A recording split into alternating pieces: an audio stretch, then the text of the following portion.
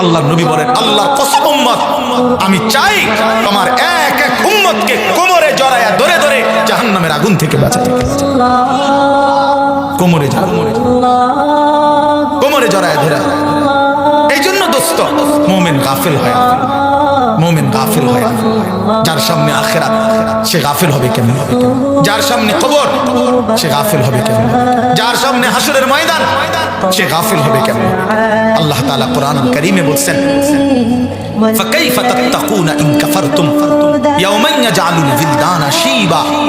আল্লাহ বলেন, বান্দা, এই আমার বান্দা, দিন রাত তুমি যে নাফরমানি করছো, তুমি যে আমার নাফরমানি করছো বান্দা, আরে বান্দা তুমি বাঁচবা কেমনে সেই হাসরের দিন, যেই দিনের একদিনের পেরেশানি, দুঃখ, যন্ত্রণা, আযাব, কষ্টে ইয়াজআলুল বিলদানা শিবা, কোলের বাচ্চা বুড়া হয়ে যাবে, বুড়া হয়ে যাবে।